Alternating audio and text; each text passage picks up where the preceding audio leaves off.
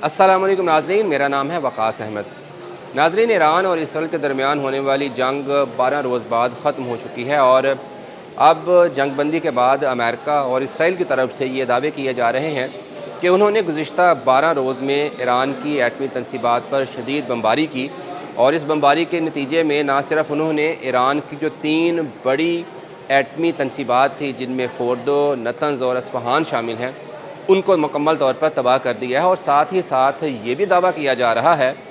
कि ईरान के मुस्तक़बिल में एटमी क़ुव्वत बनने की जो सलाहियत थी, उसको हमेशा के लिए ख़त्म कर दिया गया है। लेकिन नाज़रीन, मैं आपको ये बताना चाहता हूँ कि ये जो इसराइल और अमेरिका के दावे हैं, ये सिर्फ़ दावे ही हैं और ख़याली बातें हैं, क्योंकि हकीकत और ज़मीनी हक़ाइक़ इसके बिल्कुल बरअक्स हैं। और सच, हकीकत और ज़मीनी हक़ाइक़ ये हैं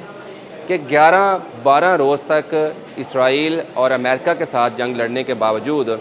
आज भी ईरान इस काबिल है कि वो सिर्फ़ 3 हफ़्तों में अगर फ़ैसला करे तो एटमी क़ुव्वत बन सकता है, क्योंकि ईरान के पास आज के दिन भी इतना जोहरी मवाद मौजूद है जो कि ना सिर्फ 1 एटम बम बल्कि 9 एटम बम बनाने के काम आ सकता है। आज एक फ्रांसीसी मीडिया में एक रिपोर्ट शाया हुई, उस रिपोर्ट में कहा गया था कि IAEA के ज़रिए जो डाटा उन तक पहुंचा है, उसके मुताबिक ईरान के पास 408.6 किलोग्राम की जो यूरेनियम है वो मौजूद है और ये जो यूरेनियम है ये 60% तक प्रोसेस हो चुकी है। और एक एटम बम बनाने के लिए यूरेनियम की जो प्रोसेसिंग है वो 90% तक होनी चाहिए। यानी ईरान जो यूरेनियम की अफसरदगी है उसमें अभी 30% तक पीछे है। लेकिन जो एक्सपर्ट्स हैं, जो माहिरीन हैं, उनको ये पता है कि अगर ईरान एटम बम हासिल करने की तरफ जाता है तो ये जो 30% की तक की यूरेनियम की इनरिचमेंट है, ये अमल जो है वो 2 से ढाई हफ्तों के दौरान मुकम्मल कर लिया जाएगा और उसके बाद ईरान को 9 एटम बम बनाने में सिर्फ कुल जो है वो चंद दिन ही लगेंगे। और ये सारा जो अमल है 60 से 90% यूरेनियम की इनरिचमेंट का और उसके बाद 9 एटम बम बनाने का, उसके लिए टोटल जो है वो 3 हफ्ते दरकार हैं। एक लम्हे के लिए नाज़रीन हम ये भी फ़र्ज़ कर लेते हैं कि इसराइल और अमेरिका के जो दावे हैं कि जो 3 बड़ी मरकज़ी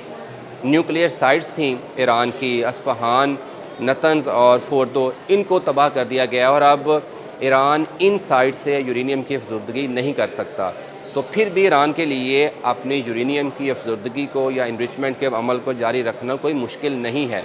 क्योंकि ईरान के पास एक चौथी खुफिया न्यूक्लियर साइट्स भी मौजूद है, जिसका इंकशाफ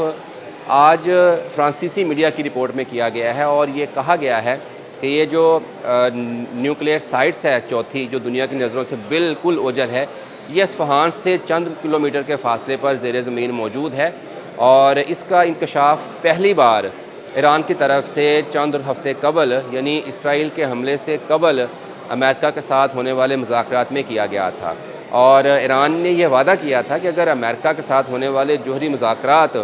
कामयाब होते हैं तो ईरान या अक़वाम मुत्तहिदा की जो तवानाई एजेंसी है IAEA, उनके माहिरीन को, उनके इंस्पेक्टर को इजाज़त देगा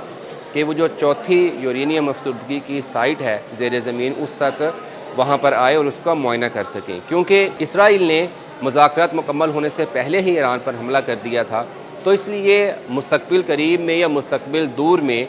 ईरान की तरफ से अपनी चौथी या फिर इन तीनों साइट्स की इंस्पेक्शन किसी भी सूरत होने नहीं दी जाएगी। इसका मतलब ये है कि चौथी जो साइट्स है उसमें इनरिचमेंट कहाँ तक पहुँची है, क्या वहाँ पर नए सिरे से इनरिचमेंट यूरेनियम की फैसिलिटी का काम जारी था, या इन्हीं जो पहले 3 फैसिलिटीज़ जिनको तबाह करने के दावे किए जा रहे हैं, इन्हीं से चौथी यूरेनियम अफसरदगी साइट है वो मुंसलिक है, इसके बारे में कुछ भी नहीं पता। नाज़रीन, ये भी एक हकीकत है कि इसराइल और अमेरिका के दावों के बावजूद ना तो अमेरिका और ना ही इसराइल हतमी तौर पर कुछ कह सकता है कि फोर्दो को, अस्फ़हान को या नतंज़ की जो एटमी तनसीबात थी उनको किस हद तक इनकी बमबारी से नुकसान पहुँचा है। ये भी इम्कान है कि ईरान इस काबिल हो जाए कि इन्हीं साइट से यूरेनियम की जो अफसरदगी है उसका काम दोबारा से शुरू कर सके। और अगर इन साइट से काम शुरू नहीं भी करता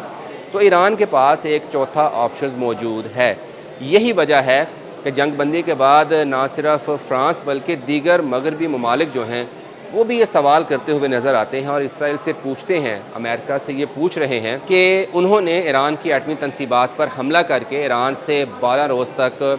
جنگ کر کے اور اسرائیل کی ہار کی شکل میں ایران سے جنگ بندی کر کے آخر کیا حاصل کیا ہے، کیونکہ مغربی ماہرین کا یہ ماننا ہے کہ ایران کی جو ایٹمی قوت ہے جس سٹیج پر تک وہ پہنچ چکی ہے اس کو بمباری کے ذریعے ختم نہیں کیا جا سکتا، اور اس کا واحد ایک ہی راستہ تھا کہ مذاکرات کے ذریعے ایران کو یہ قائل کیا جائے کہ ایران ایٹم بم نہیں بنائے گا۔ لیکن اسرائیل کی حالیہ جارحیت نے یہ جو دروازے ہیں یہ ہمیشہ کے لیے بند کر دیے ہیں، اور اب یہ ایران پر منحصر ہے کہ ایران کب ایٹمی ہتھیار بنانے کے لیے یہ کام شروع کرتا ہے۔